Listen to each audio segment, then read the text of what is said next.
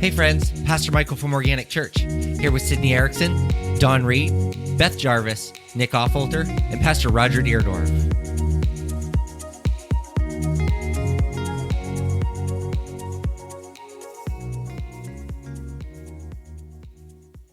It just took all the minutia it could take. The minutia. What does that mean? What is minutia? Isn't that like Sounds like a color. No, it's like Sounds like a color. Magenta. That's fuchsia. That's fuchsia. Just all the junk, just all the, It was like, I don't want to listen to you people anymore. Yeah, all the nonsense. So, hey, how many of you guys shop at Menards regularly? I do. I Yeah. go in there. Have you ever had to return anything there? Yeah. I have. It's a production. Oh, not for me. It's a production. So I ordered 2 refrigerators for work. That's Oh, why. well, see, there was your mistake. Ordered 2 No, they weren't special orders. They had them in stock. So we went to pick them up, and I make them unbox appliances there because they're almost always damaged. Yeah. Like they were strapped into a truck too tight. Full size? Full size. So we opened both refrigerators. The first one, fine. The second one, dented. And the guy's like, well, do you want to take one or do you want to start? I said, no, just order it. Like, we're going to wait. We're not taking any of them. Just order it. 3 weeks later, haven't heard from him. So they send you a text from the receiving department. I sent him a text and I was like, hey, any update on my refrigerators? And the guy says, oh, it turns out they're back ordered. Do you want to come and pick up the one? Oh, we'll give you a $60 discount on the one that's dented. No, thank you. You can come pick up the one or we can refund both. And I said, okay, go ahead and refund both. So they refund both, less a restock fee because they were special order that somebody else didn't pick up or whatever. Well, you would be doing them a favor. I was like, no, thank you. Yeah. Like, you're not going to charge me a restock. Well, that's standard practice on a special order. I said, you didn't order them for me. They were sitting in your warehouse. Yeah. So You didn't special order them for me. right. So I called, the lady ended up calling me. She was super rude, sitting in the back. I mean, she was rude. And I answered the phone. This is Michael. Can I help you? Like I always do. And she's like, she didn't tell me who her name was, where she was from. I don't think I understand what you're asking. I'm like, I'm trying to figure out why my refund wasn't the same amount as my purchase price. And she's trying to tell me it's because I've already used my rebate.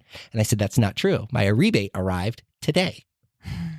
So I haven't used it. I said, now, maybe you're telling me it's because you've already issued the rebate. That's fine. Because I've got the rebate. Yeah. So that's fine if that's what you're telling me.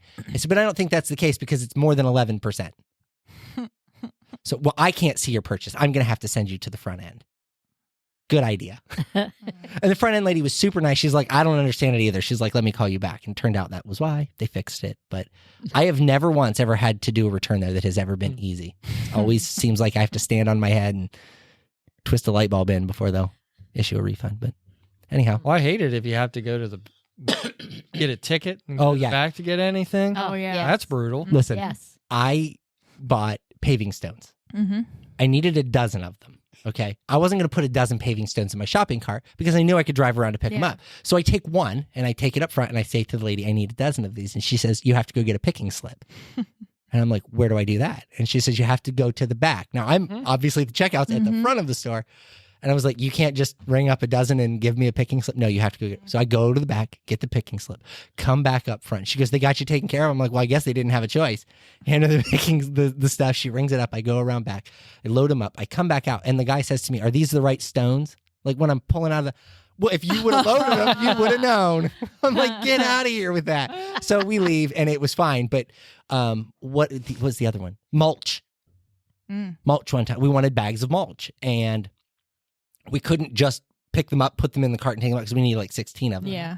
So we went up with one and wanted to buy 16. Nope, had to have a picking slip. So I said, you know what? Never mind, forget it. I bought them on the app and pulled around the back and just went, like, I'm not going back there to get a picking slip. That happened to me one time with wood. And like the wood is clear in the back. No, I'm not doing it. And then I was standing in line and they told me that. And I think I was like 8.5 months pregnant. And I'm like, you're going to make me walk back there.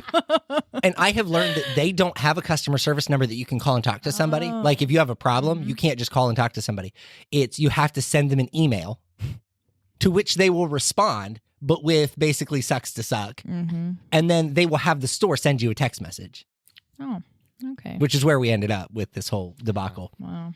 But so we kick off tonight's episode by saying Save Shop big, at Menards. Save big money at Menards, but also have a headache when you're done. So. I was so mad one time, if you can imagine. And I can't even tell you all the circumstance. All I know is I ended up with a flat cart back at the front of the store. And I was so upset and flustered that I'm trying to take the cart through that spinny wheel thing that counts people as they go in. Yeah. Meanwhile, there's that little gate to the right where I could have just opened it up and went in. But I was just so flustered. I was trying to get that cart through that. And the lady over there at the desk is looking at me like, what is this guy doing? What's he on? What's he on? Have you guys ever been to a 2-story Target? No. No. So there's a 2-story Target in Cleveland. I lived in Cleveland for a very short while. That was my favorite place to go. So you take your shopping cart to the second floor with a cart escalator. So there's an escalator in the store. There's an up and a down side. And in the middle, it takes your cart up. So you push your cart in, it grabs a hold of the front of it, and it just takes it up the little escalator, and you ride beside it.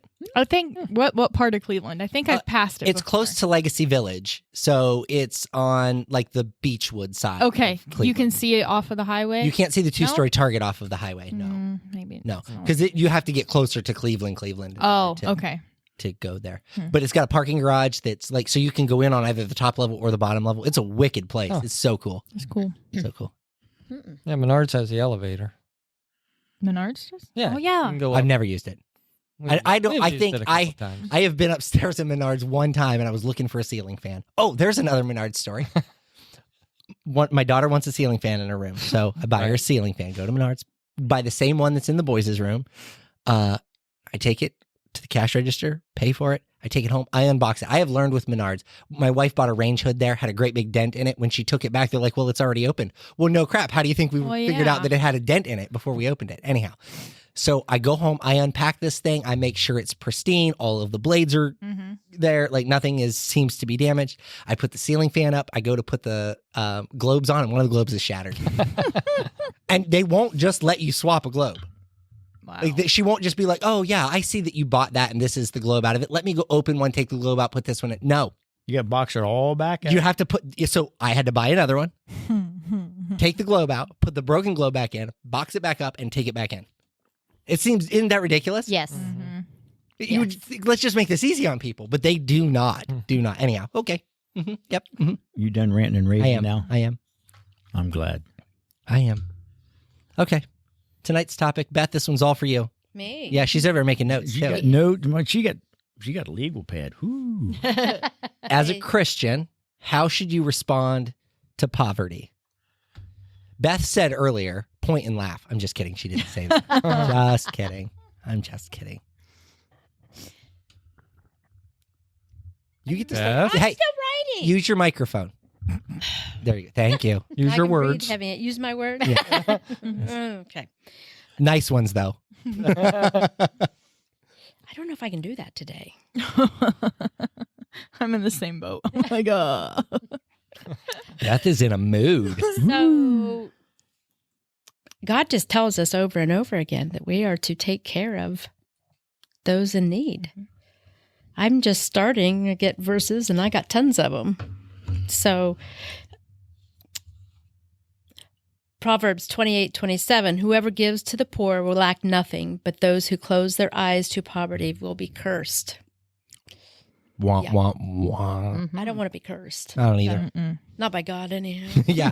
yeah, no. Yeah. Seems like a dangerous place to be. Yeah. Hmm. Well, Well, growing up, my mom always said that my grandmother always said, you'd better entertain those strangers. And Yeah. Matthew 25, mm-hmm. 35 and 36 says, for I was hungry and you fed me. I was thirsty, you gave me drink. I was a stranger and you invited me into your home. I was naked and you gave me clothing. I was sick and you cared for me. I was in prison and you visited me. So my grandmother always entertained the people who were straying through town, Yeah. didn't have a meal, didn't have a place to stay, Didn't have any clothes. didn't have any clothes. If they were naked, she clothed them. My mom did the same thing. I housed several people, As we know. but we need to take care of their basic needs. So this is going to be a fun exploration, I think. So let's define a basic need. Because I think every human has a right to certain things, right? Food, shelter, water. Okay. Food, Clothing. shelter, water, clothing. That's what TJ said. Thomas Jefferson. Oh, I was like, what are you saying? I knew I was Did you going see to the get look that on my face? I knew I was like, going to get that look. So TJ said like he's buddies with him. I was over there yesterday. TJ was like, hey, man, make sure they ain't naked. My man Thomas Edison's gonna make some light bulbs, so you got to make sure they're not naked because you're gonna see them. Oh, Lord, have mercy. What were we talking about before that happened? Because now Basic needs. 4 basic needs. Okay, so food, water, shelter, clothing. Those are the 4 basic needs. Okay, so when we say that we're going to provide clothing, that does not mean, in my opinion, beg to differ. Feel free to argue however you may, that has to be name brand clothing or something that is brand new and or what some people may call high end. Right? Yeah. Like, Right. if somebody comes to me and says, hey, I don't have any shoes to wear, and I say, hey, take my shoes. And like, oh, no, those are used. I can only Then you provide. don't need shoes. Those are bad. brown. Exactly. Yeah. Those are That brown. does not bother me at all. Yeah. yeah. Beth and Holly are 2 of the most, they don't care whose feet have been in them shoes. If they can get them for a quarter, they're buying them. Okay, so that's basic needs it doesn't have to be best of the best. So when we're providing food, that means that like, hey, it might be a cold cut sandwich, but I'm not giving you steak Sandwich and and a baked bowl of potatoes. soup. Yes, right. Okay. Basic needs. Okay. It's important. It is. I think it's super important because absolutely. some people think, and I'll give an example, and I'm not trying to say that it's not the right thing, but when the Red Cross shelter was open here during that fire, we had the air conditioning on for them. Like that cost us a lot of money to house those people. And there were other churches in the area who did, like one church donated $300 to help the electric bill. There were other churches who did kick in to help cover the expenses. But we had to have a toilet repaired while they were here because they literally ripped it off the floor. We had to go and buy fans to help circulate the air because there were so many people in here. It was just like stinky and stale. Like it just was a very... There was no movement of air. Yes, right. Because you weren't opening doors or windows. It was just so it was very stagnant. And so we had to buy those fans. Somebody stole one of those fans. It's not a joke. Like one of the people here stole one of the fans on their way out. And then we had somebody with a dog and they asked, do you allow the pets in? I said, as long as they're well behaved and they don't go to the bathroom on the floor. Like these people are being considerate and cleaning up after the dogs when they're outside. Yeah, that's fine. Like I understand they're family to some people. And so we get a request after the shelter has closed because Red Cross only keeps it open for so long. After the shelter had closed and everybody had temporary housing, they'd sent us a letter and said, hey, we understand that you received money from the community while we were there. And we were hoping that you would pay our vet bill for our dog. What? The dog that was here? Yes. Who got 3rd-degree burns laying on the sidewalk during the fire because it was hot out when that fire happened.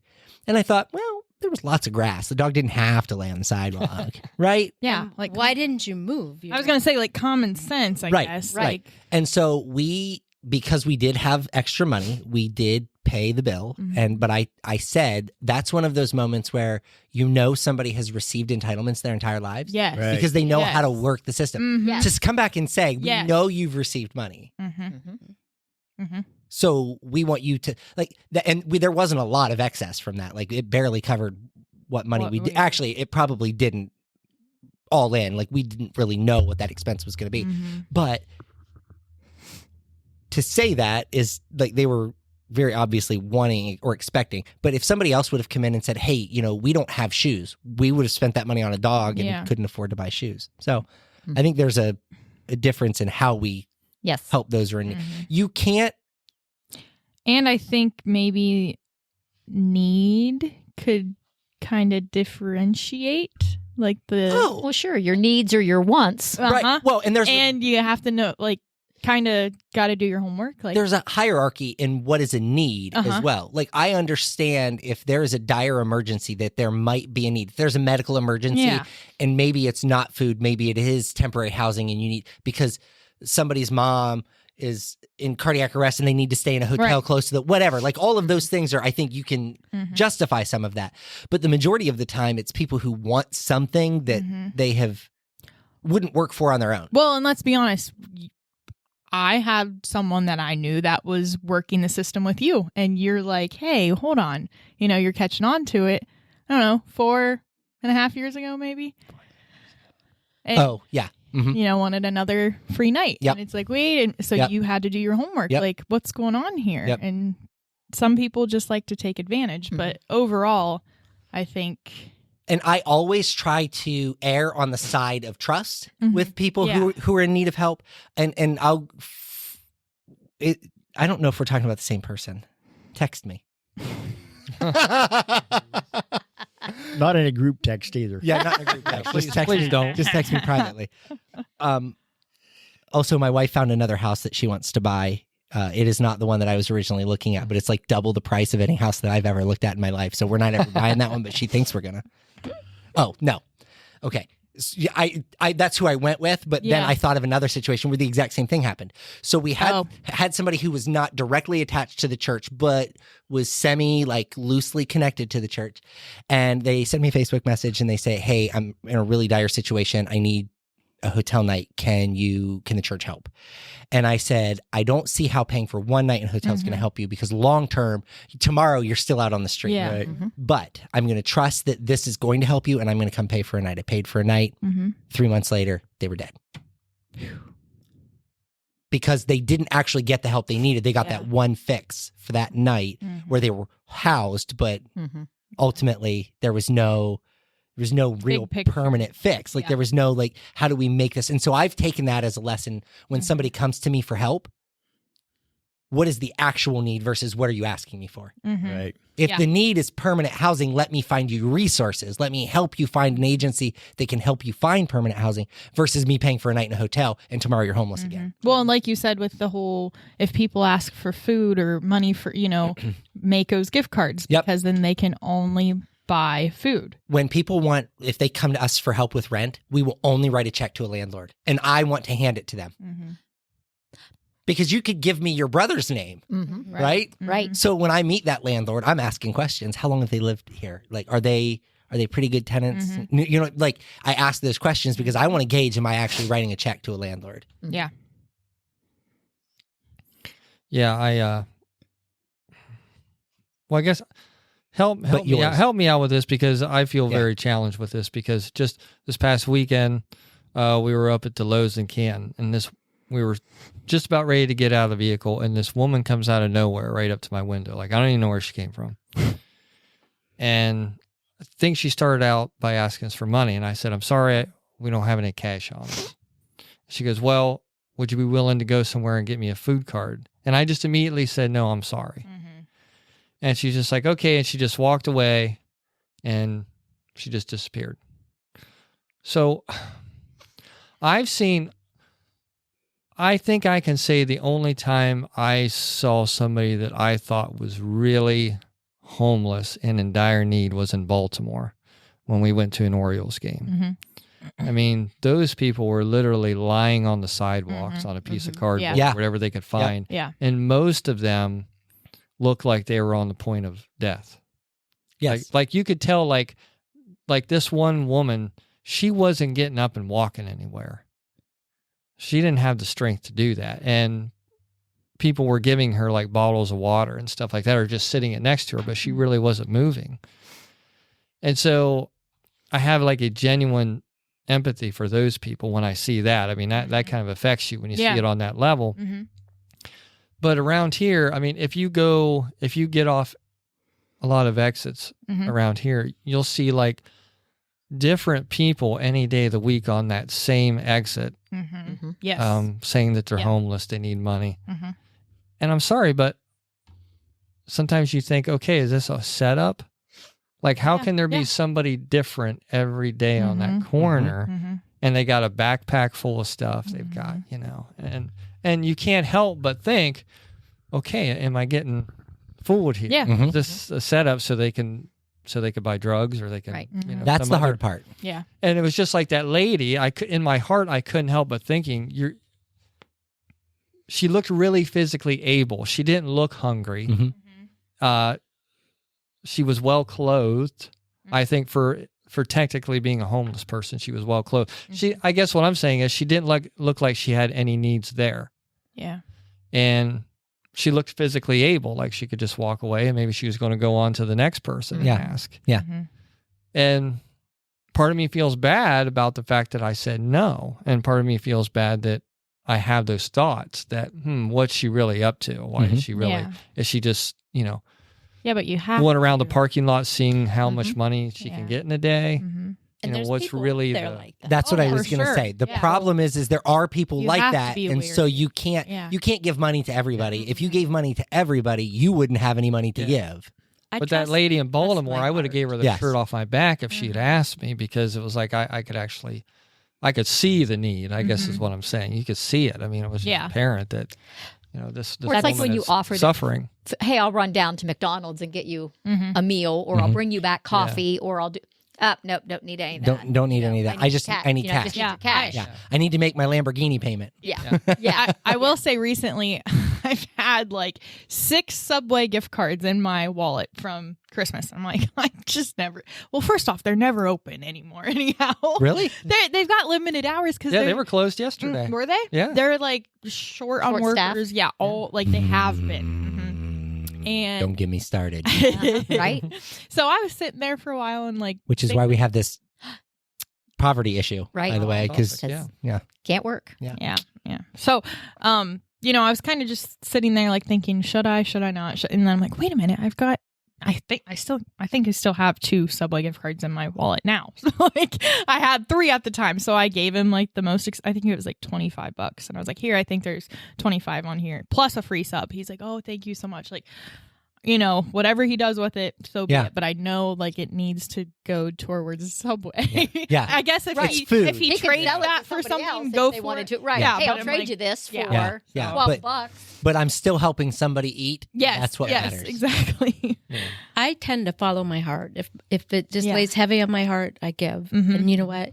If it's not used for the purpose that they asked for or whatever, that's on them. Yeah. I gave If you're able what to give I it, was it's led not going to have do. any harm Yeah. come to you. I gave Right. Yes. what God told me to do, what he laid on my heart. Yeah. The unfortunate part is, for me, I always ask, especially when you watch somebody make bad decisions after you've helped them. Mm-hmm. Do you know what I mean? Like, you help somebody and they continue to make bad. And then if you continue helping them, you're only going to You're just enabling. them. Well, and so, all right, both ways, financially or not financially. So you help somebody financially and they, whatever, they spend money frivolously going forward. You're like, well, why did I help you then? You obviously didn't actually need the help. You just wanted to, you didn't want to lose your lifestyle. Yeah, you went out of a jam. You didn't want to lose your lifestyle. So my giving you this helped you continue to maintain a lifestyle while it took care of a need over here. You haven't changed your lifestyle in order to be able to handle that yourself next time. And then from like an emotional or spiritual standpoint, where you pour into somebody day in and day out and they still make poor decisions and they're like, well, nothing ever goes right for me. You're right, because you make bad decisions. So I want to help you. And when I talk, like, I know this is specifically poverty, but like some people that we know are like spiritually broke just as much as they are like financially broke. And you can't, there's some people that you can pour into every single day, every single night, 7 days a week, 365 days a year. And it still doesn't seem to sink in that I have to make a change in my life in order for something to go right. And it's not just your life. That's the hard part. People think, well, if I go get a different job, if I go do this, or if I, move over here, or if I fix this thing, but that's not it. It's your heart posture, because you walk into life always beating yourself up and always worried about, I never have, or I can't ever get. And so in order to fix that, what do? You finance, or you have payments that you can't afford, and then you complain that you're broke. Well, you're like that because you make... Holly told me one time, I'd never heard this term before, but there are people in the world who are payment poor. They make good money, but they have so many payments. They finance so many things that they can never actually have money. Yep. Yeah. Because every time What they do get they it, call that in the banks? Credit something? What do they call that? Credit, like if you go in for a loan. Negative equity? No, they call it credit something. Like if you go in for a loan and you've got too many open credit cards with too many balances and stuff, even if you're paying them on time, they'll be like, maybe it's credit deficit or debt to credit ratio. something. Yeah, there you go. Or Something like that. Chasing credit. but there are people who are like that. They live their life buying things. And there are some places, and I talk to people all the time about like good financial decisions. I don't make them, so like do as I say, not as I do. No, I'm just kidding. And I want to say that really quickly too, because there are some people who are like, oh, well, you spend money on Elvis jumpsuits. You're right, but I can afford to do that. Yeah. Like, listen, I don't make a bunch of money, but the money that I do make, we are smart with, and that allows me to afford it. I don't have to finance it to do it. I can pay for it with cash. So there's the difference. Anyhow, people make financial decisions based on their wants and their needs, and they want to make their flesh feel good. So they go and they get a payment that is higher than they can afford, or they buy something that they absolutely don't need. For instance, a new car. Brand new car. I'm not saying there's anything wrong with that if you can afford that. But the minute you drive that brand new car off the lot, it depreciates, and you could turn around and turn right back in. The minute it's been titled, you are not going to get what you bought it. No. Even if you put 0 miles on it, you have it titled to you, leave it sit on the lot, and walk back and sell it back to them, and they're going to give you a fraction of what you paid for it. That's how it works. So people who can't afford that, and then they're upside down in their car, and they can't figure that out. Like, bad financial decisions will follow you your entire life if that's how you live your life. Yep. If you choose, and so then you can't come to me and say, hey, I'm broke, or hey, I don't have, or hey, I need, because I'm like, well, yeah, but what about the payment that you made on this that you could have not had? Or what about the, listen, my wife and I, we know a girl who, her family takes a vacation every year, and I'm talking 2 weeks. It's an extensive vacation, but all year long they're broke. I mean, broke. I'm talking big broke. Like, ain't got no money. Big Bertha broke. Yeah, Big Bertha broke. And so my wife was talking to her one day, and they said that when tax time comes, they have like 4 kids. When tax time comes, that's how they finance their vacation. They buy their vacation in February. They pay for it in February with their tax money. And so they know that when they go, they're covered. They buy their meal plan. They buy season passes to Cedar Point. I'm talking like it's a lot of money. And then they can't make their car payment, and then they can't make their rent, and then they can't make and then they go and find assistance for that stuff. And because they have such a big family, it's easy to get that assistance. Oh, yeah. It's crazy to me. Okay, so now we can go into the next phase then, right? So we should help anybody that's in need. But what does in need mean? Yeah, I don't think any of us around this table can really understand poverty. No. Like I said, I've seen it in Baltimore. To me, it was like, okay, that's poverty. Yes. I have never been we don't live around. We don't see it on a daily basis. I've never been so broke I couldn't eat, and I've never known anybody so broke they couldn't eat. Yeah. That they couldn't figure it out. Right. And because we have things like DoorDash and Instacart and all of this, you can make quick cash. Oh, yeah. Do you know what I mean? Like, you can go make $50 in an afternoon doing DoorDash, and now you've got dinner. Right. Yeah. Or you can just eat out of their bags on your way to the. I'm just kidding. That's why I don't DoorDash. You got Wendy's fries? Yeah, baby. Fries. Yep. Yeah, baby. They tape the bags shut. That's dumb. Michael. See, you can tell I've never DoorDashed. So we don't really know poverty, like you said. We don't really know. But there are people who come through our lives who seem to think they know what poverty is and that they have such a great need. And you want to say to them, do you really know poverty? Listen, I grew up poor. I'm talking like we ate Hamburger Helper 4 nights a week poor. But you ate Hamburger Helper. But we ate every night. My dad would come start in October, end of October. My dad would come home from work. He would cook dinner. As soon as dinner was done, he'd get back in the car. He would leave and he would go deliver pizzas. We did not understand that as kids. Right. We had no idea what my dad was doing. My dad was paying for Christmas. That's how we got Christmas gifts. Right. Starting in October, he would deliver. That tip money was all Christmas money. And he would deliver until they closed. He would come home, go to bed, get up at 5 a.m. and go back to work. Mhm. October through December, he would do it and the owner of that pizza shop, October would come, they would call him, hey, are you ready to start? Like they just knew it was going to happen. Mm-hmm. So the point of that is you don't really know poverty if you're not actually trying. You can't sit on your butt and say, oh, I'm broke. I'm broke. I don't know what I'm going to do. You have to hustle. You have to try. And I feel like a lot of the majority around here is because of they're just taking advantage of the system. It's generational. It is generational assistance. Yes. And again, I think assistance is great. I think any elderly person should be able to have groceries, should be able to have all of their basic needs met, especially if they have worked their entire lives, right? To me, Roger should not still have to work. And I'm not trying to be mean. I'm not trying to pick on your age, Roger. I'm really not. But Roger can't retire because he can't get the entitlements that other people get because it's just he and his wife living in a house, right? So if they want to have the money to go do other things, Roger has to continue to work. Well, how fair is that? Well, and our government, our society keeps making it harder and harder to retire. I know. Mm-hmm.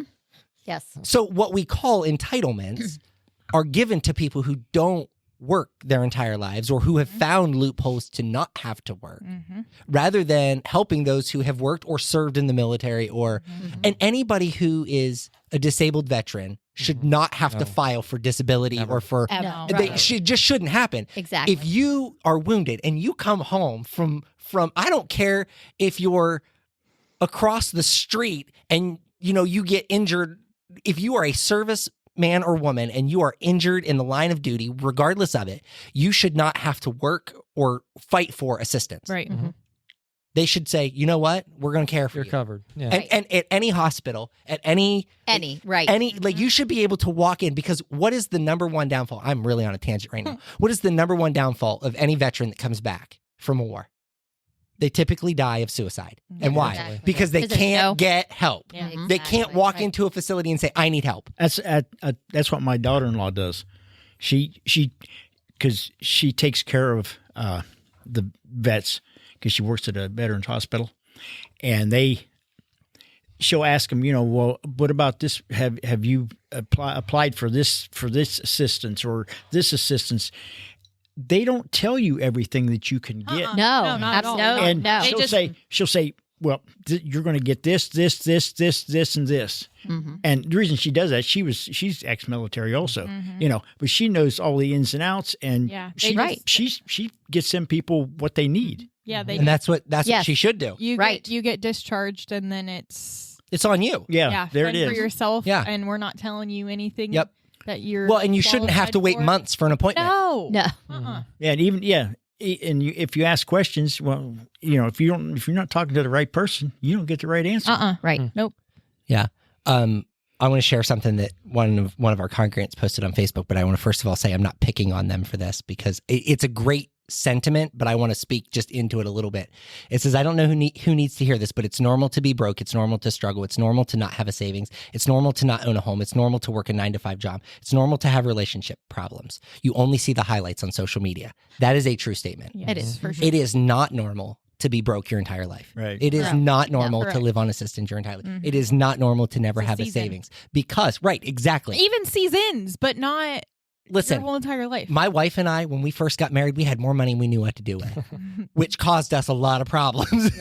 Not in our marriage, because man, we could go do whatever we wanted anytime we wanted. Then all of a sudden, I lose a job, and now we're flat broke because we saved nothing. Right. That was bad choices on our part, right? We're in credit card debt now. We've got all of these problems, and we didn't know what to do with ourselves.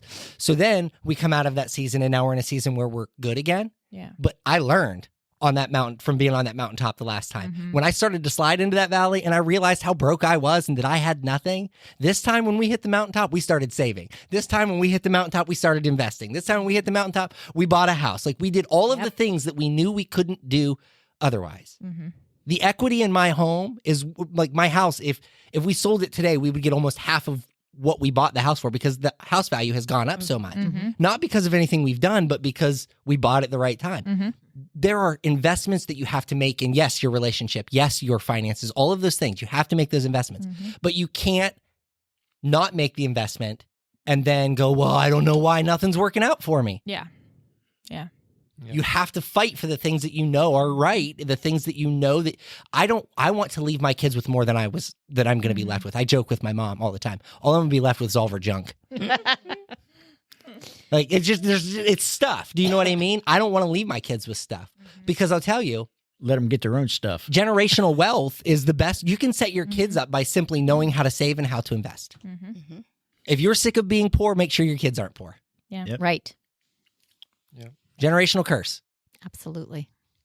So yes, all of those things are normal in season, but they are not normal your entire life. And there's no shame in being in that season. There is no shame in having debt. There's no shame in being upside down. Like, I saw a girl who is half of my age. She's probably not half my age. That was probably being kind, but she is much younger than me. She just paid off her second home. Like, she figured it out for before her, I did. right? Exactly. Yes. But that's what I said. Like, I'm excited for her because she figured it out before I did. Yes. You can't not be excited for somebody when Yeah. Oh, yeah. they're Definitely. doing, but some people get jealous and they're like, Oh, whoa, yes. oh, you already own a home and you're buying a second one? Yeah, because I planned well. Yeah. Right? Sure. And no, I won't rent it to you because guess what? You probably won't ever pay the bill. Learn from your mistakes. That's what I'm saying. Yeah. So, Yeah. and I think when we talk about those benefits and those entitlements where, when you can go and get, because you can get food stamps, cash assistance, metro or rent assistance, you can get all of those things being under a certain income. Right. What is the benefit of being above that income? So, like, if I worked at McDonald's part-time minimum wage, and that would put me under the threshold because of the number of people in my family, and McDonald's came to me and says, hey, we want you to be a store manager, and it's going to put me above that threshold, why would I ever take that job? And you're like, no. Right. Would. 'Cause Yeah. now you Because I'm going to lose all of that, and you're not going to pay me enough to make up that difference, right? right. Yeah, I managed to save a lot at the grocery store for 5-6 years. And you wouldn't believe how many people would come in and they'd say 15 hours a week is perfect. And I'd be like, what? Yeah. How is 15 hours a week perfect? But Don't want you to mess with my metro. Yeah. Right. Yep. And I believe that those things are in a season.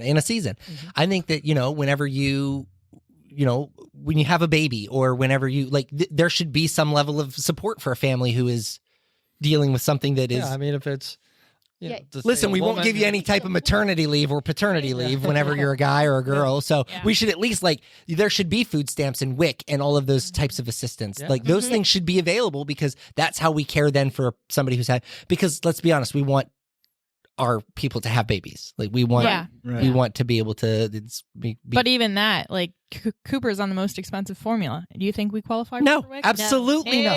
That's my point. Because we're doing it right. So. We never qualified for any of that stuff. No. And I'm not complaining about it. I'm Right. saying that, and it sounds like that. We're complaining, well, you don't know. Well, a lot of because you've couples never won't been- get married because Exactly. Uh-huh. if they do, Exactly. they lose everything. Because the system encourages not. There, Right. I can't talk about that. Yeah, be careful. Yeah, And so, I know. and so when you're Thank you, thinking Roger. about true poverty, you have to think about, okay, what was the root of all this? And I think some of it for some people is mental illness. They haven't been helped. Hallelujah. Yes. True mental illness. But I think the other part of it is our society has set this whole thing up. Oh, Like you're absolutely. saying, like we've allowed this thing to get out of control because we just Well, we just the whole continue to- government's headed down the wrong path. Yep. Yeah. I feel like every not touchy subject, but every passionate subject that we talk about always ends up that our government's screwed up and the system. Yeah, just I mean, like crap. if I would have, that girl in Baltimore, if I would have picked her up and gave her all the, let's say I had $10,000 in cash on me, and I gave that $10,000 to her and sent her on her way, that would not have helped her. Wouldn't have Helped fixed, her. wouldn't have No. fixed the thing. Nope. because I think there was probably a mental illness Correct. there that she is going to need a lot of help. Yes. just to be normal. Yes. Just- Well, just and if to- you look at most of your homeless, I'm not saying like the people that are in need that go to the pantries Yeah. or whatever. Yeah. I'm talking about your true homeless. Genuine homeless Yeah. people sleeping in sleeping bags in tents Yeah. by the Yes. river. Like They- genuine homeless. Most of them do have mental health issues. And then they have the drug issues on top of it. Yeah. Right. Because they've not got the proper help Correct. in the medical Yes. in the mental health world. So now we're starting to treat ourselves. We self-medicate. Medicate. Exactly. illegal Yeah. thing. Yes. Exactly. Yeah. And then That it now we're only addicted pushes to bath us- salts and eating people's skin. Like, Yeah, I mean, seriously. absolutely. Yeah. Yeah. It's Yes. true. It is Yes. absolutely true. That's one thing that this country lacks so much. We It'll don't get me even on a want to talk about tangent. it. We don't even want to Is- talk about is mental that health. There is lack of mental health Yeah. assistance. Well, shut up again. Don't Michael. blow your head apart. I see it in my job. Well, and You get suicide attempts. They send them away to a 3-day, 72 Yep. hours, or maybe they do keep them 2 weeks. Yep. And guess what? Now they've sent them home. They've never bothered to follow through Nope. and get them help in this Okay. area that they need. Long-term help. So my argument about salvation, if you go to a revival and you get baptized at this revival, wherever it may be, or let's just say that you're standing there. You need to follow through with it. Yes, you Yes. cannot baptize somebody, put them in the water, pull them back out and be like, hey, you're saved now. miracle. Yeah. Because now you're a wet sinner. You come out of the water, nothing has changed in your life, and there is no follow-up. It's the same with Just mental like the health. government and the You mental health, and no cannot. one follows. Listen, whenever I had my little episode, I went to jail for a couple of days. That was fun. Not really. 0 out of 10, do not recommend. They sent me to a mental health facility in Cleveland for 3 days. I have no idea where I was. They took me from the jail by ambulance to this place, dropped me off, and then had to bring me back when my 3 days was up. Do you think I heard from anybody after that? Nope. Nope. And that's And they my were thing. afraid that I was going to kill a cop. Yeah. And they They just did their job. dropped me back off in the town where that cop lived and did nothing beyond that. See, like that's that just is crazy. Went through the motions. Yep. That's that gets me so upset. Yeah. It's nuts. It's And absolute insanity. It's baffling that they normally always start from scratch with a person if they get, into a different place or whatnot.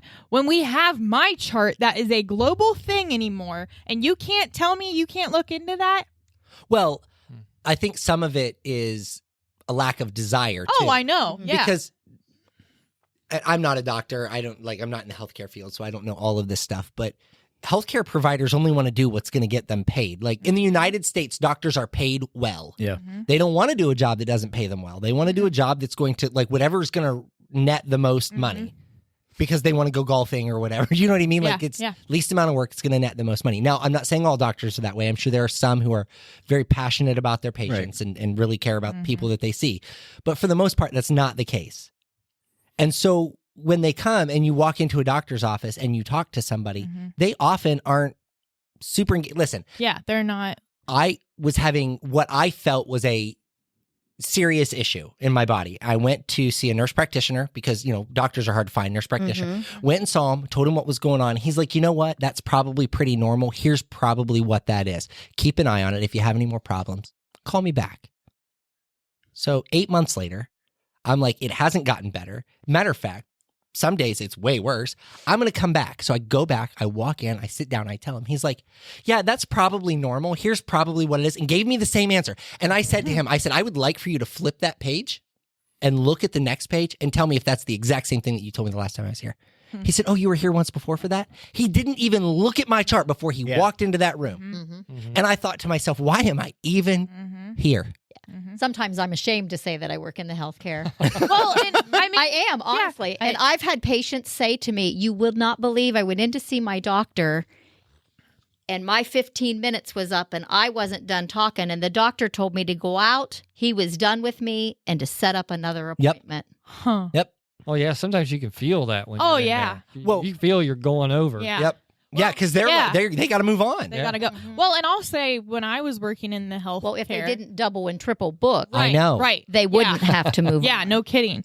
When I was in the healthcare field, you would have morning meetings and go over normal, like the restorative work. And I mean, there were some patients that had terrible anxiety of something going on, and of course, you two know, like, the ins and outs of everything, and here the doctor is like just saying like, oh yeah, this is so and so, like, I don't know, it's just like watered down because you're already starting that day thinking, hey, this person's probably going to overreact. So then whenever they still did good care to them and everything, but you're already coming in like, oh, this person's always a problem. Like, why don't you actually be genuine? And like, you went into this field to help people, so then do that. Don't have a stick up your butt the whole time. I hate when as soon as you start talking, they start typing. Mm-hmm. Yep. I'm like, why are you typing? Listen to me. Why am I even talking? Yeah. Many of my elderly patients, when we went to the computer charting, a lot of them, I wouldn't even take the computer in the house. Yeah. I would just wait and chart once I got out to the car. Can we pause for a quick second, put a pin in that? Charted when you went out to the car. Beth, I got on a tangent and I missed both of those bounce houses tonight. And I could have bought both of them for less than the price of one. I am so sorry. No, you're not. And I blame you for it. You're probably sitting over there. Lord, don't let him remember to bid on those. Lord, just. I was going to ask you if you were watching it. It's gone already? Yes. The auction ended tonight. Ugh. If you snooze, you lose. Yeah. Okay. Anyhow, you didn't take the computer with you and you were charting in the house. Well, no, because many of my elderly patients were like, what are you doing? Yes. Why aren't you listening to me? Generational gap. 3 times of that, I'm like, I am listening to you. I just shut the computer and I started leaving it in the car. Well, and I mean, it's and now it's you have nature, you have though. lack Even of the time. patients now, it's like they just expect you to be charting the whole time that they're talking to you. Yeah. I don't like that though. Like, if there were somebody else with you and they were charting while you were talking and like you're working with them, like taking their blood pressure, just, I don't care what you're doing. I don't care if you got out the little reflex hammer and you're tapping on their knee. If you're actively engaged in conversation while the other person is charting, I think that's fine. Yeah. I don't mind that other person being here, but I cannot understand for the life of me why you have to be, and maybe it's because it's easy to forget.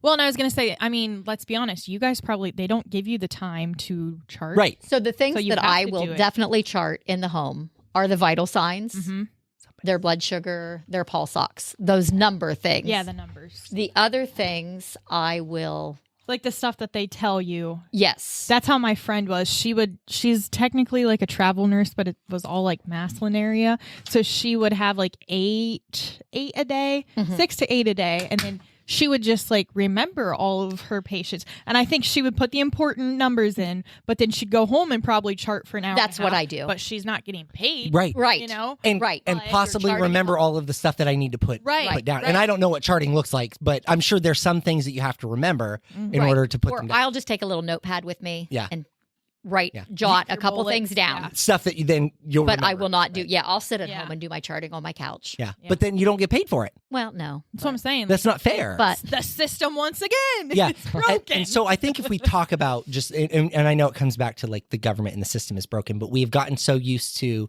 we expect the government to fix everything rather than us fixing things that we've allowed this to happen as a country. And, there are some heavy pushes from the other side. I think somebody showed up for Bible study.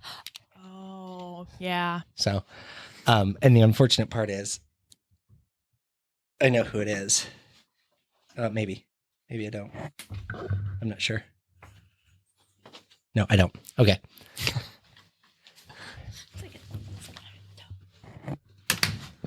Wednesday night? Yeah. Okay. Let me see it. I talked to somebody a couple of days ago about it. And that was probably her. Yes, perfect. I'll put her in the text chain. I'm going to just text her, though, because I'm glad she showed up. That's wonderful. I love that. So this person now we're going to talk about her. Yeah. This person showed up to church several weeks ago. It's probably been 2 months ago. She just showed up on a Sunday morning, sat in the back. I recognized her from school. She was older than me. Could not remember her name to save my life.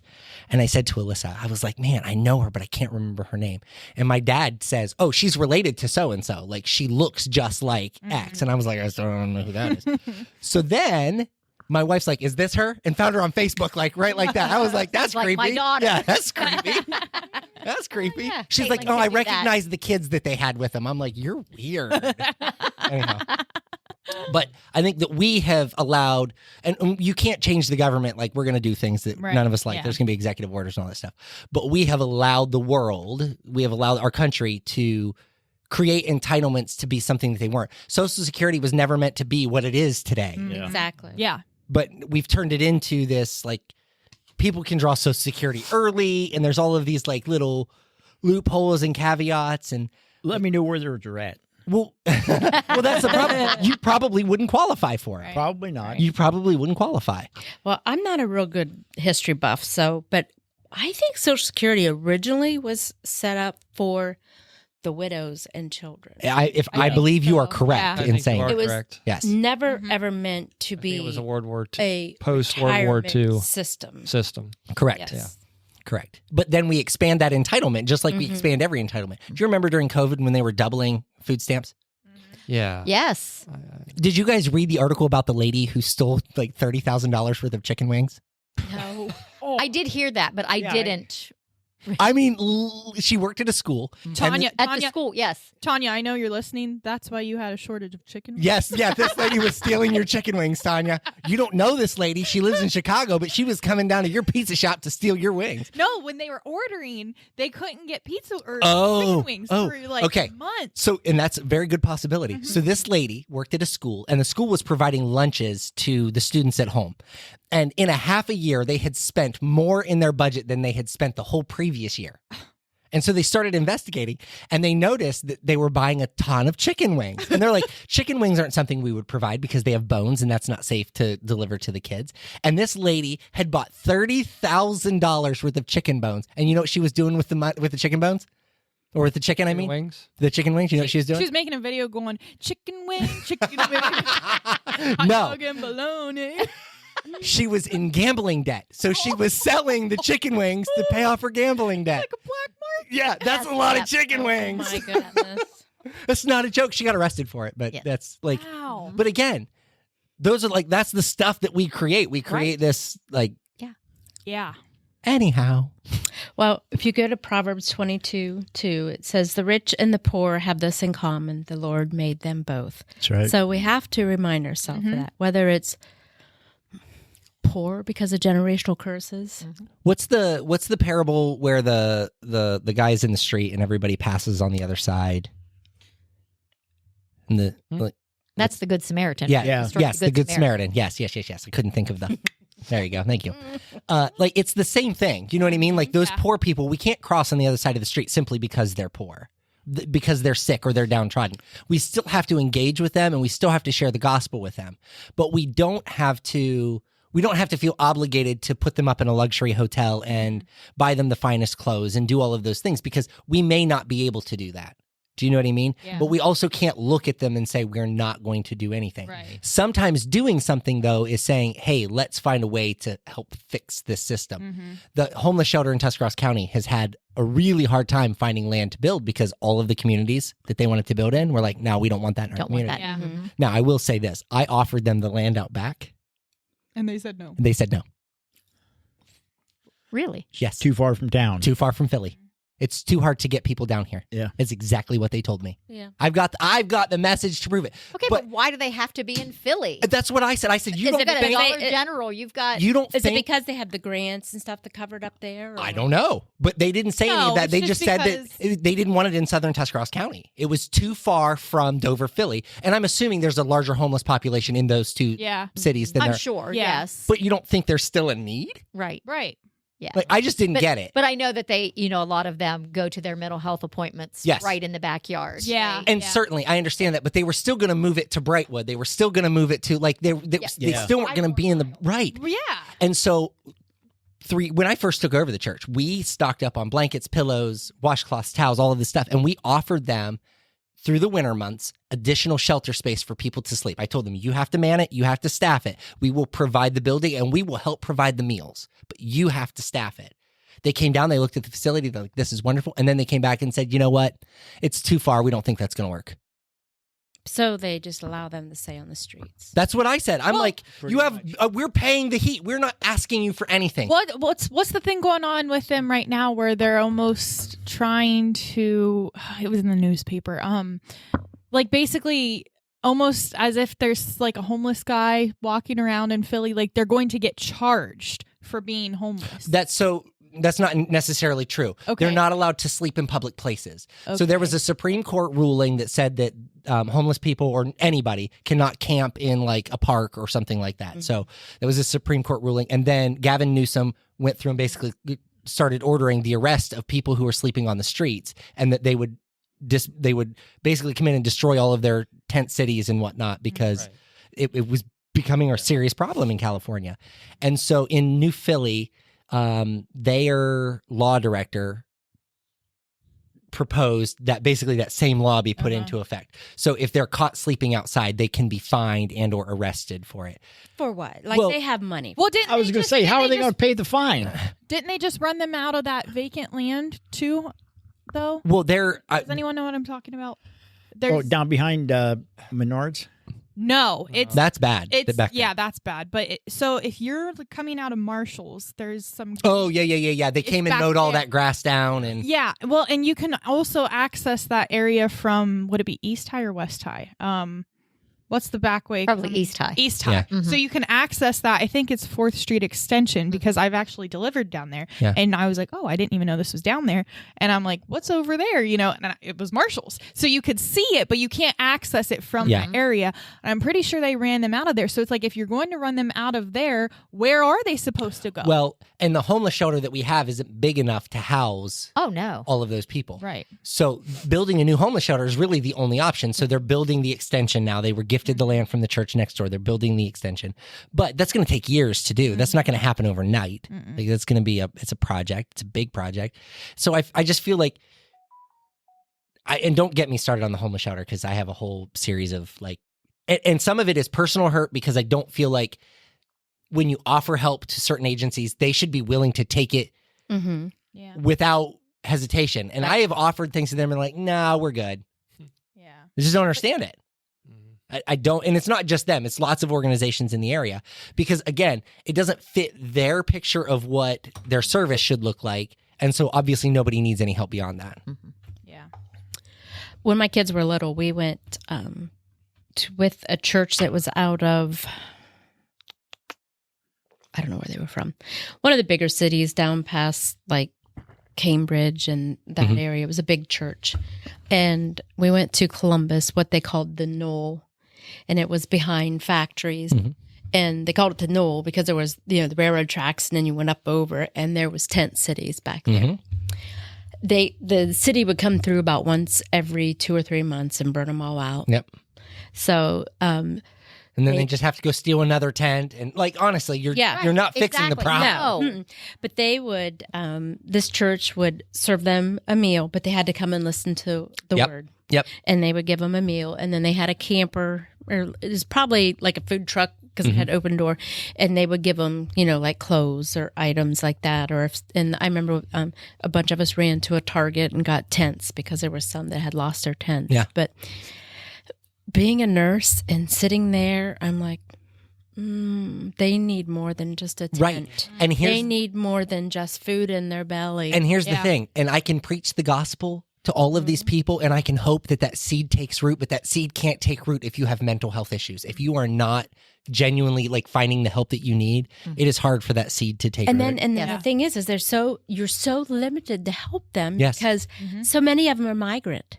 I mean, they just go from city to city to city. So they don't have a birth certificate. They don't have a state ID. Most of them don't even know their name. They don't have their social security card to go someplace to sign up for assistance or help.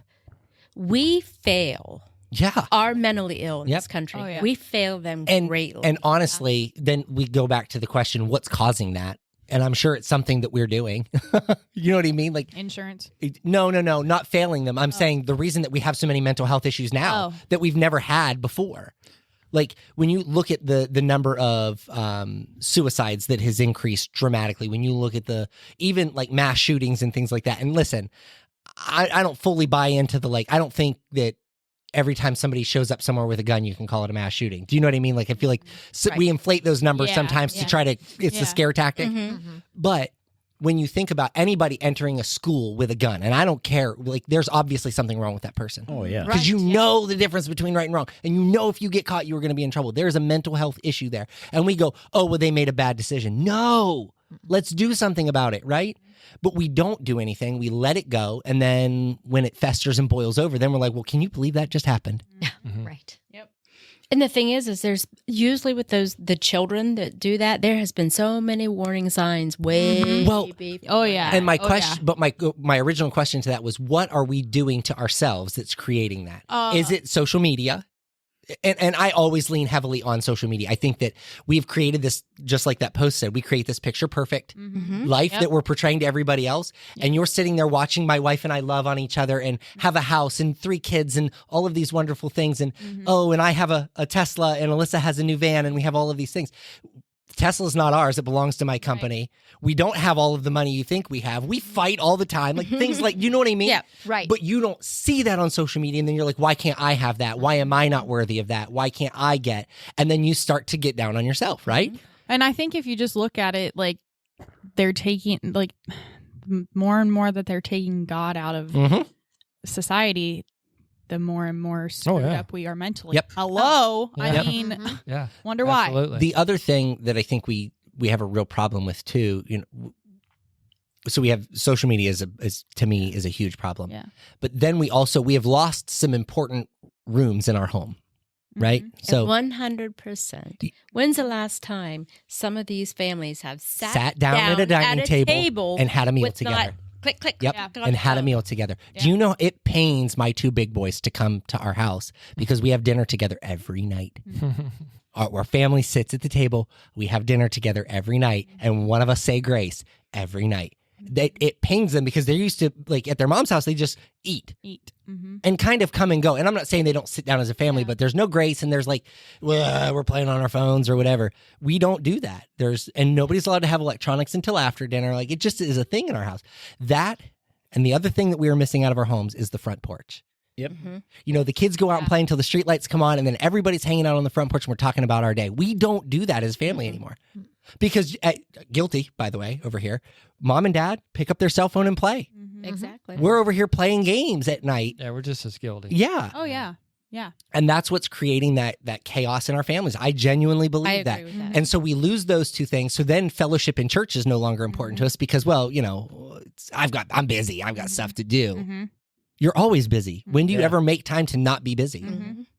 We tell our kids all the time, it is normal to be bored. Being bored generates creativity. Yeah. And Yeah, you got to give yourself a chance. My grandpa used to always say, being bored, or my sister would be like, I'm bored, you know, because we'd go hang out at my grandma's. And he's like, you're not bored, you're stupidly lazy. I like that. My wife was telling me that somebody she follows said something really cool. Think about, with technology, how many artists will never become artists because they'll never pick up a brush. How many basketball stars will never become basketball stars because they never pick up a basketball? Yeah. Like they'll watch it on Right. YouTube. They'll watch somebody else do it. and they'll think about how good somebody else is. And man, I wish I could play basketball Well, like and that, think but they about never it. Like try. when we were kids, if we were watching basketball, okay, we had to catch the game. We had to catch Michael Jordan at 7 to 8 p.m. And watch that game. And once it was over, it was over. And guess what? Then we ran right outside and tried to do all the same dunks. I'm trying to dunk like make the MJ. same shots. Yeah, do all that stuff. But now there's no break. Nope.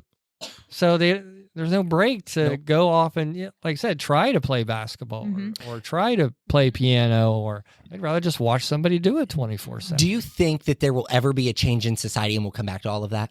That we'll realize that you can't be entertained 24/7? Yes. Like, do you think that? Because I can kind of see it now, like the homestead era, I think is what they're. Oh, yes. Yeah. Yeah, I can see it. Like, I can see it trying to. Do you know who I think is going to make the difference? This is not because I fall into this category. Do you know who I think is going to make the difference? The homeschool parents.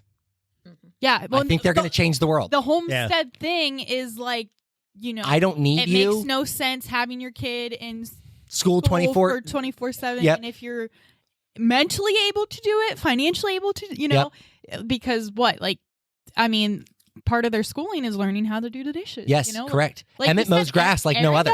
Aaron didn't know. I didn't know any of those things. I can't get Aaron to mow the grass. He can't start a lawnmower. Emmett go out and start a lawnmower by himself. Yeah.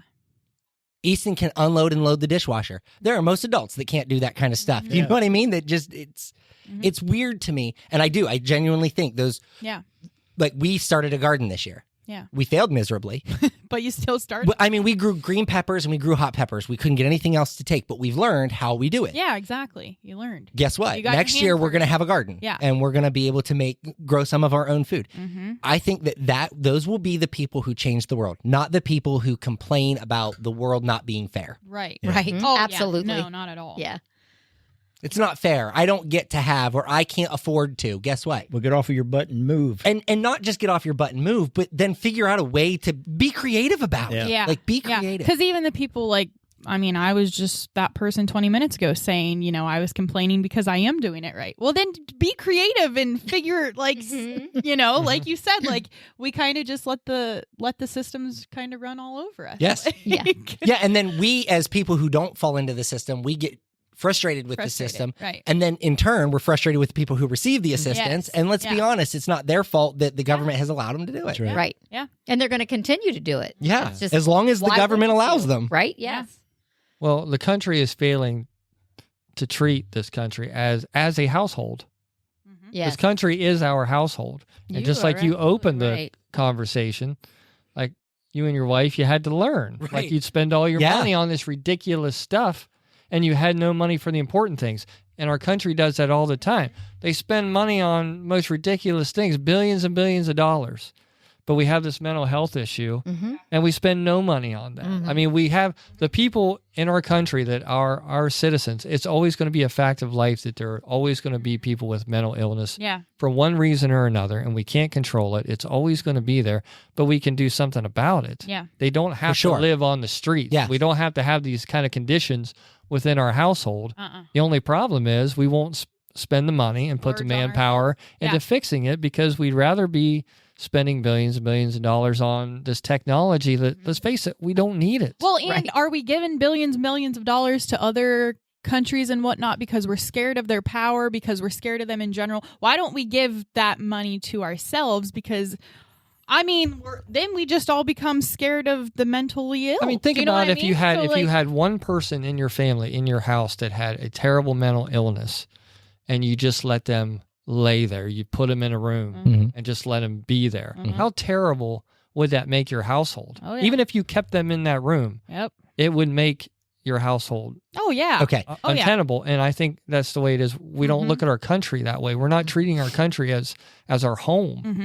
Here's the problem. There are deranged people who that doesn't bother.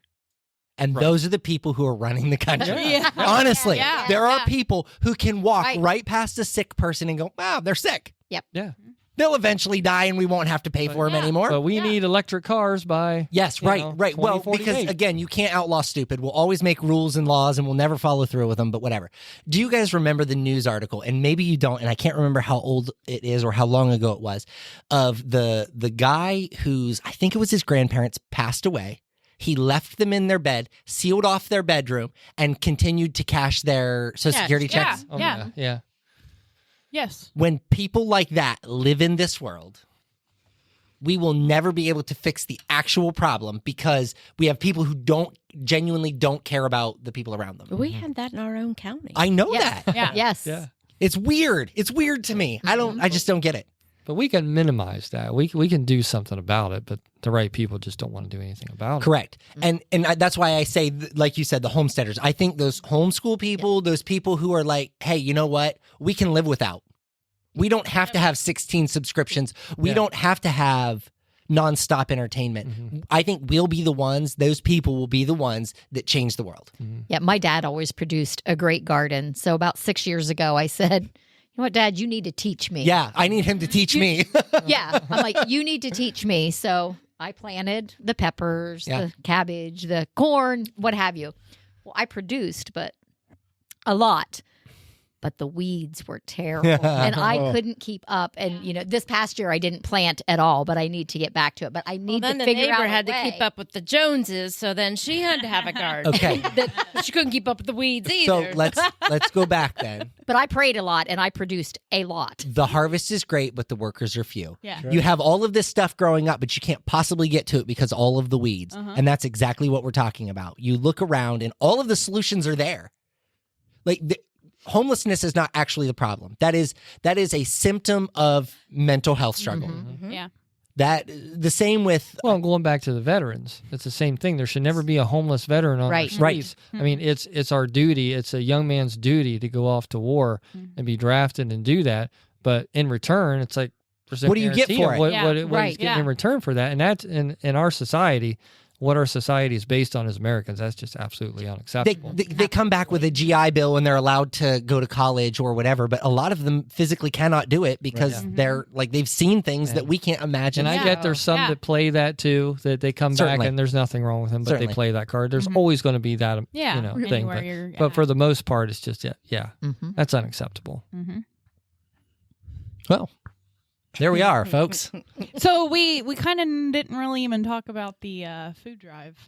Oh yeah. With Okay. I was going to I ask, think but it's. I'm like, I think we're probably intentionally not talking about okay. it. Okay. Got it.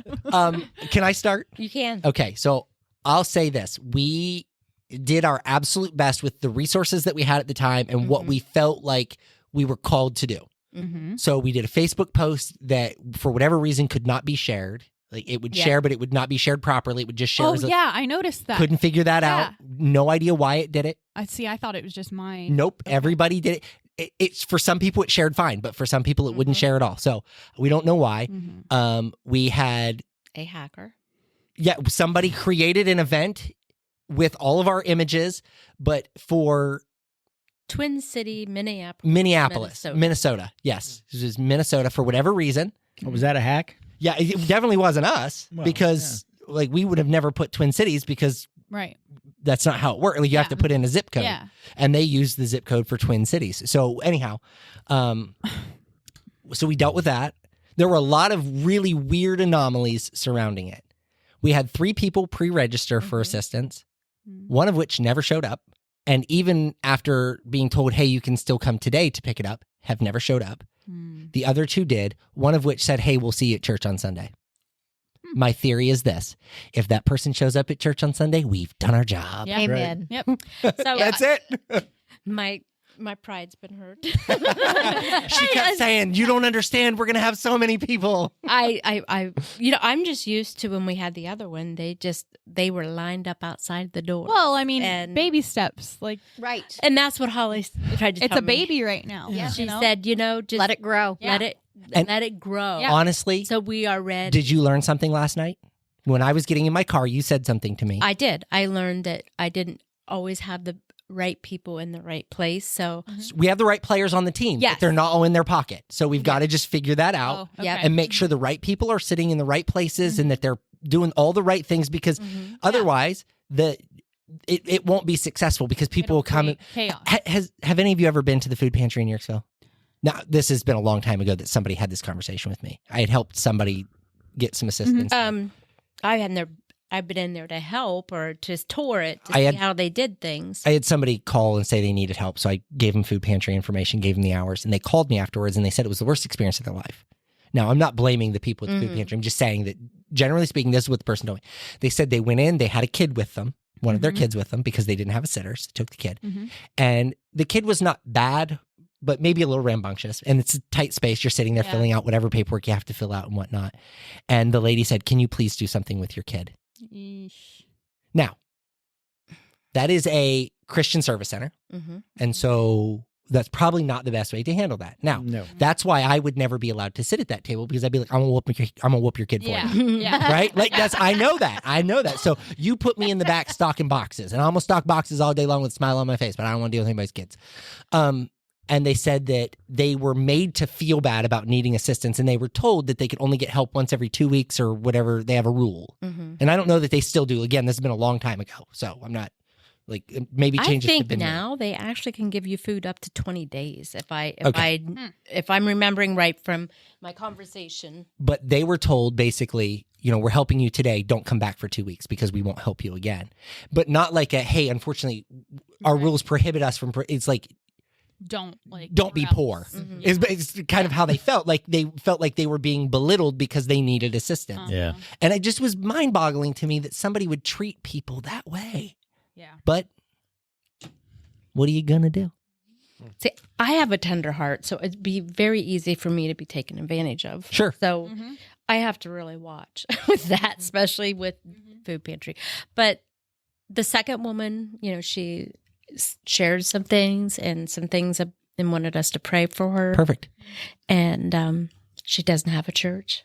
We invited her here. She'd been to church years ago, but hasn't been to church, so she's been invited.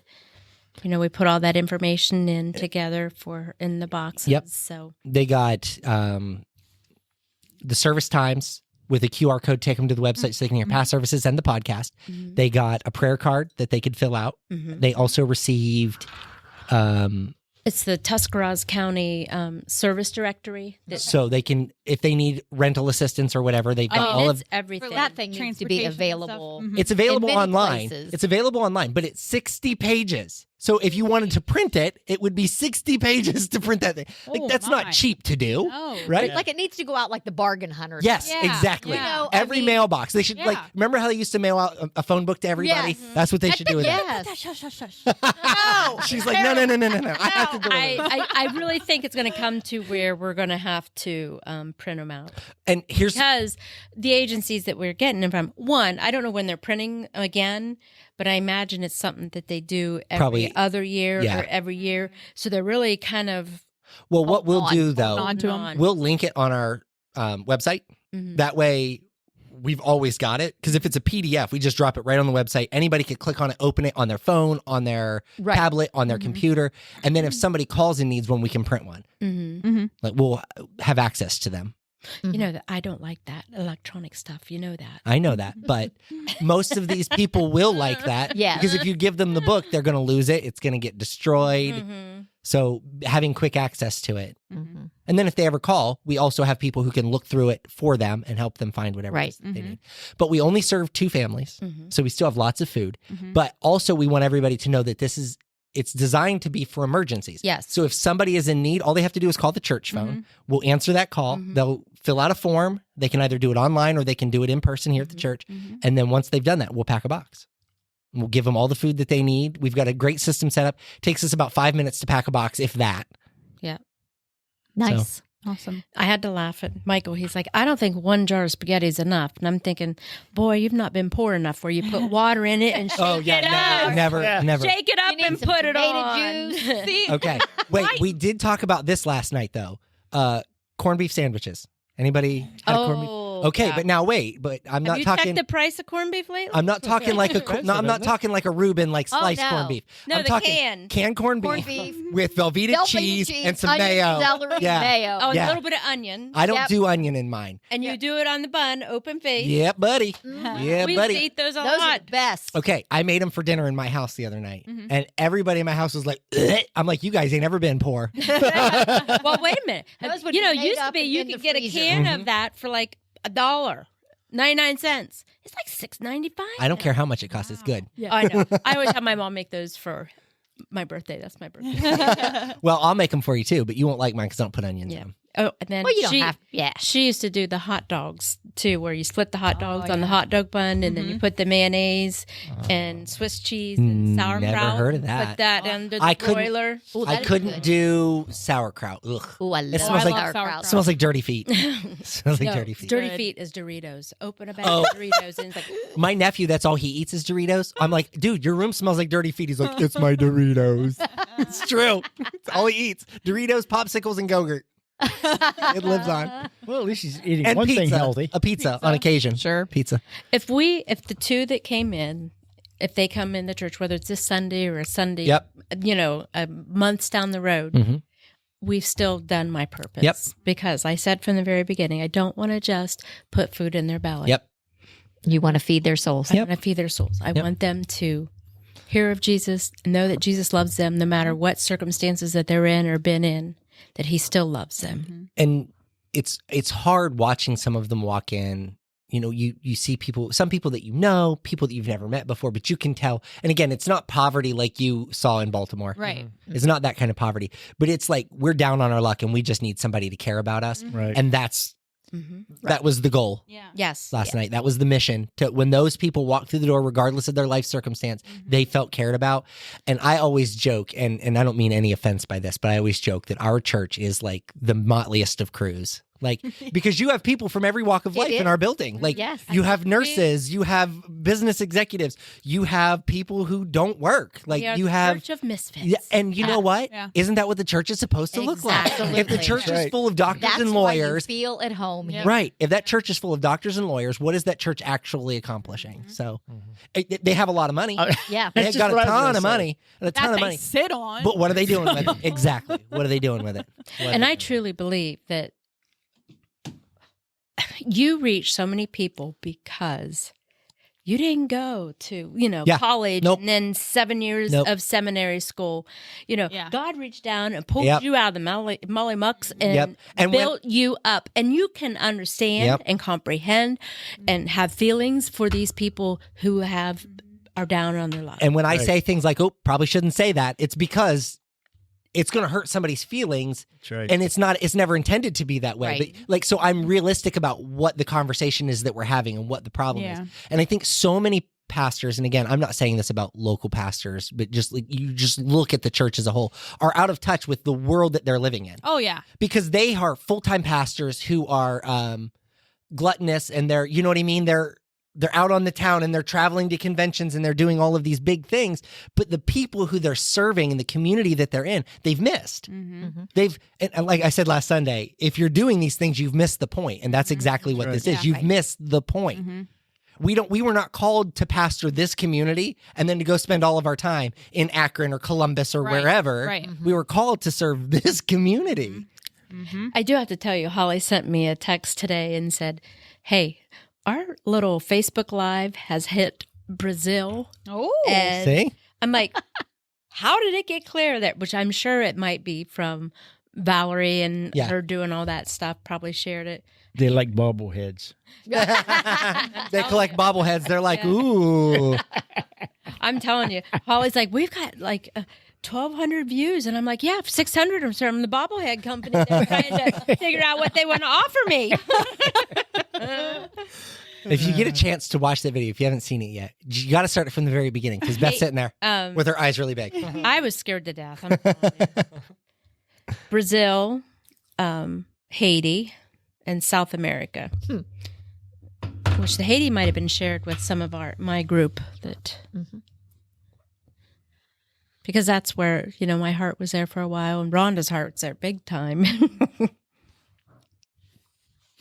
It's probably listeners of the podcast, and they're like, "Oh, Beth's going to be in this Yeah. Facebook Yeah. Live. Now we Let's get to on see and we get to see what she looks like. Yeah. That bobblehead Beth. Oh, I'm gonna change the intro. Hey friends, it's Pastor Michael from Organic Church here with Sydney Erickson, Don Reed, Bobblehead Beth. Listen, and I'm so disappointed because my big silver earrings, the ones I love, and they were really a bobbling that night. I broke one. Oh no. Oh man. Not as you're bobbling. Right? No, I probably was bobbling. The bobbling's what made the snap break off. Jeez.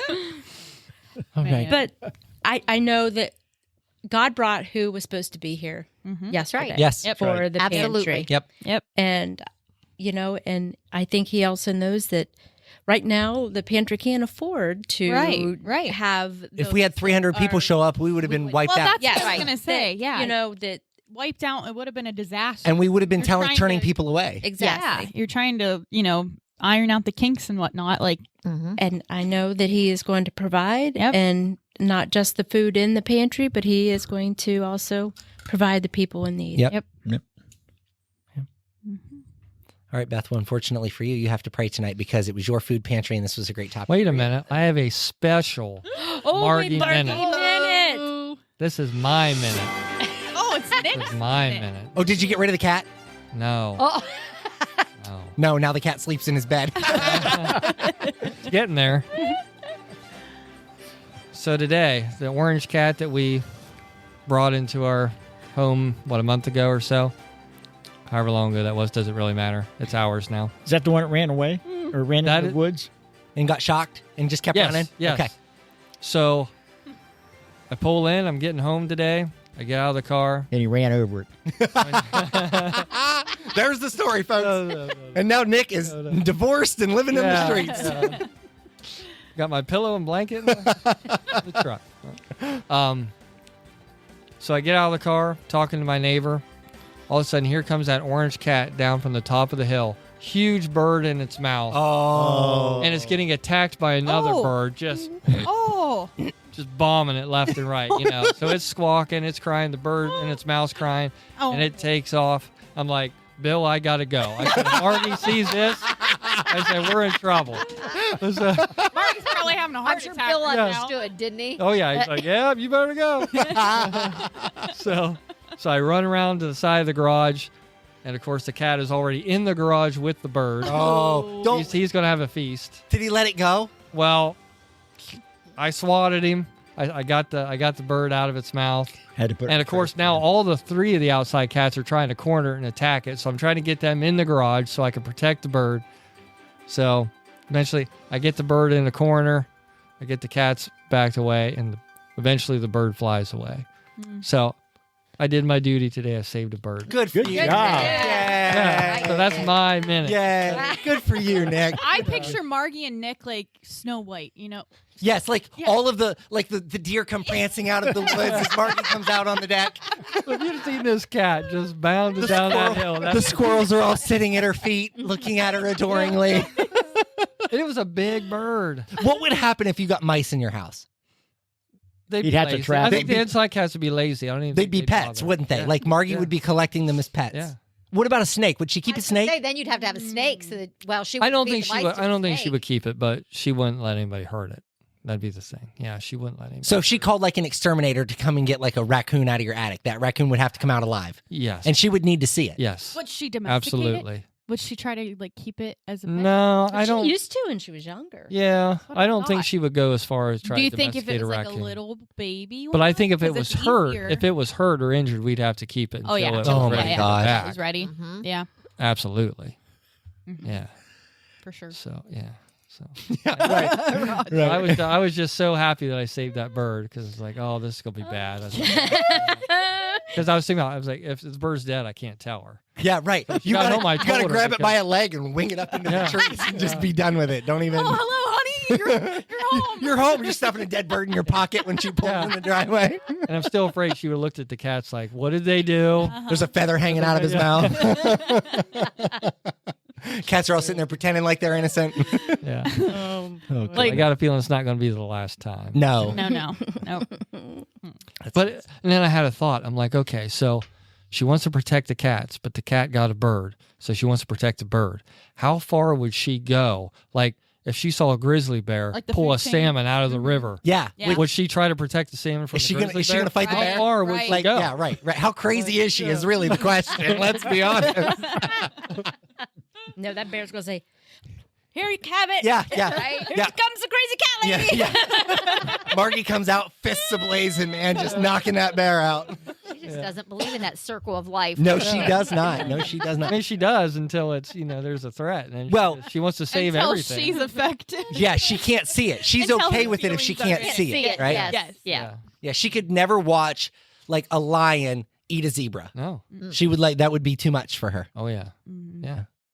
Well, yeah, it's like, when the wildebeest gets attacked by the Have you guys cheetah or whatever, but then if the cheetah gets attacked by something else, Yeah. it's like, Yeah. there's Have you no- guys ever seen like the cheetahs try to cross the water and the alligators? Yes, that's what I was Oh, thinking. yeah. Yes, that's what I was So thinking. so now she's trying to like pry the alligator's mouth open to get the cheetah out, but the cheetah's trying to kill the wildebeest. Like, where does it stop? Where does it the end? sanity That's what I'm end? saying. Where would she end it?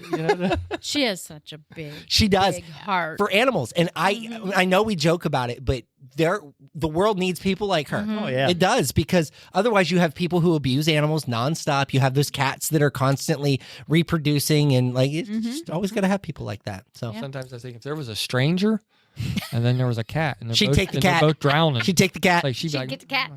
Yeah. Who am I going to take? Oh, what are we going to do? I can feed the cat. I can't feed the human. The cat can sleep in the garage. The human can't. Get the cat. Somebody get the cat. Well, Not to you mention- should just be thankful that it's not in the days when the hobos would be knocking on doors and that, because she'd be taking care of all them. too. Stealing pies out of the windowsill. That just reminds me. that was usually Tom from Tom and Jerry. Or was it Jerry? Who would Tom was the cat. Cat. Jerry Yeah, was Tom the was the cat. But that reminds me of Dennis the Menace. You guys remember Dennis the Menace, the movie with I don't remember the little boy's name, but Christopher Lloyd played the hobo, and he steals that little boy's apple with his pocket knife. Gunther was his name. Gunther was cross-eyed. I love that movie. We just watched it the other night with the kids, and they're like, "This is a great movie." is that when Walter Matthau was Mr. Wilson? Yes. Okay. Yeah, and he knocks his front teeth out of the dentures and puts chiclets in. Takes a picture in the newspaper. It's a great movie. Oh, all right, Beth, it's all you now. All right, well, I'm going to give one more verse before we close out. Proverbs 22:9. The generous will themselves be blessed, for they share their food with the poor. Amen. And I don't mean it. I don't think that verse necessarily just means Food. food. Well, no, because it's spiritual feeding as well. Yes. Right. Yeah, Exactly. Agreed. Yeah, exactly. Are we ready? Yep.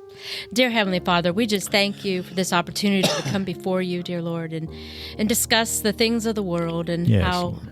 we possibly think they should be handled and fixed. But we know, Lord, that your hands is in the midst of all of it. Yes. And we're just trusting that you're going to line the things up that need to be fixed in this world. Dear Father God, we just thank you for those that you brought to the pantry last night. We ask that you just continue to have the Holy Spirit work upon them and bring them to church. If it's not this church, let it be a spirit-filled church that you lead them to, dear Father God. As the word says that we plant the seeds and we will leave you to the watering to bring that other person to them. Dear Father God, we just thank you and we praise you and we give you all the glory. We ask that you bless each and every one of us here this evening and you bless us with safety in our travels home. In Jesus' name I pray, amen. Amen. Amen. Hey friends, Pastor Michael again. If you've enjoyed this podcast, you should consider joining us on Sunday mornings. Our address is 1943 North Water Street Extension in Yorksville. We'd love to have you join us for an in-person service.